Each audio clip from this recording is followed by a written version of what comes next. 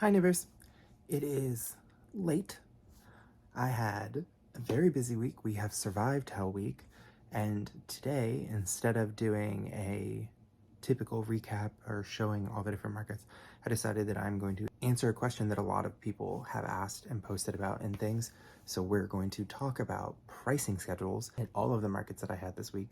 We had a few conversations with different vendors about their pricing and how they're not charging enough and they don't know how to figure it out.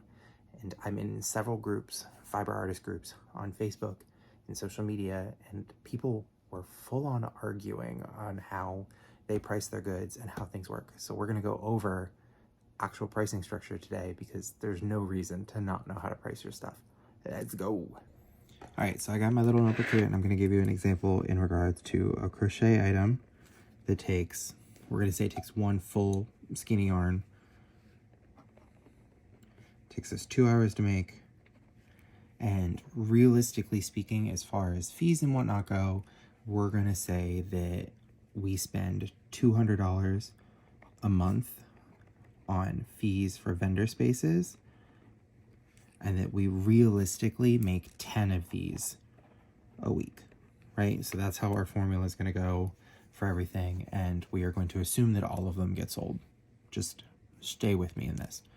So first thing we're going to do is write down the cost of goods for everything. We have our yarn, we're going to round up and say is $7 per thing. So $7 per ball of yarn, skein of yarn, and that's what we use in the project. I live in a state where minimum wage is $15 an hour.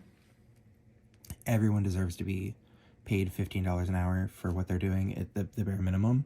And if you disagree with that, this just isn't the channel for you. Pay people what they're worth. And then we're going to say if we're doing 10 events per week, or 10 items per week into our fees, that means that we're making 40 items total if we're doing it off a 4-week. And so we're going to divide our vendor fees by the 40 items that we're doing, which gives us $5. So we need to add $5 into each thing. So we've got yarn cost, we've got hourly, and we're going to do this one times 2 because it takes us 2 hours to make it. 5 for vendor fees, which brings our total for everything that we're putting together down to $42 just to break even. Now that's paying us for our time too, so you are at least making your hourly, but for your product and everything there. And then you got to think of profit on top of it. So I'm going to round up and make this $50. I'm going to explain why. You can round it however you want, but I think that that's a pretty solid amount, which means for each item, we're going to make an $8 profit. Again, times 40, because there's 40 of those. That's $320 that you're able to invest back into your business, whether it's growing, getting a better website, doing better events, whatever it may be, a rainy day fund. You do you with your money.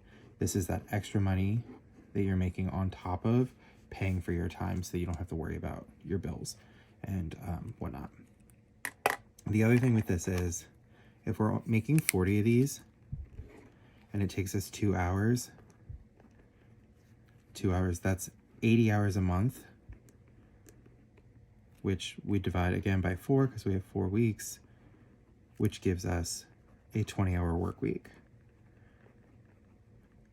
And that's just for this particular item. Like, you don't know what else you're doing in there, but that's a pretty decent amount of time. I think that's comfortable in a craft situation. Obviously do what you want on top of it, but that's a good place to start with your profits. So if we sell our 40 items at $50, just to recap, we're going to be getting an 80-hour work week, or I'm sorry, an 80-hour month, plus the $320. So you're going to be paid for your hourly time, all of your material, and have this additional profit on top of it. Now, if we were to follow the 3 times material cost method here, so 3 times material method is 7 times 21, right? Which gives us 840. But you have to remember that you're paying $200 a month in vendor fees, and you have 7 times 40 for your items, which comes out, when you add both of these together, that comes out to $480. So you are charging to make $840, but it costs you $480 to do everything, which leaves you with $360. That's all that you get to take home. There's a significant difference between having your $1,200 here take home in your hourly pay, plus your extra bonus money of your $320 to do however you want your business. So a $1,520 versus, after paying everything, $360. Which one would you rather have? Would you rather be making that for an entire month of work, or that for an entire month of work? That is why I price things the way that I do. That's just a really simple way to do your pricing structure and get everything where you need it to be. But if you're looking at it from the perspective of, I'm doing this as a hobby and I'm going to treat it as a hobby, sure, $360 a month is fine for you making those items. But it takes time to do that, and time is money, and this is a skill set. Like I said, crochet is the only knit, or like fiber art, not knit. It's the only fiber art that can't be duplicated by a machine. Knit, sure, it can be, but it's still a handmade skill, and handmade skills, you're paying for the time that it took for you to learn those things and perfect that skill and charge for it. And people are going to pay it. It's all about your branding and how you market yourself and how you do things at craft shows. So use this as an example to push your prices up. Because if you're saying, oh, I made this hat and I'm only going to charge $20 for it, that might not even cover the material. If it took you 2 hours to make the item, your time, the material and everything, and then you're only charging 3 times what it cost material-wise, you're not even breaking even. You're losing money.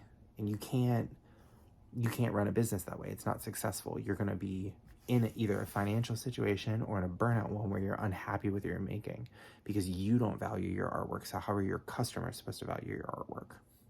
Like, most of my stuff is much more expensive than this, and I still do well, and I still sell things because people know that. They associate the handmade item. They know that they're paying for quality with us and things that we've made. All about education outside of price.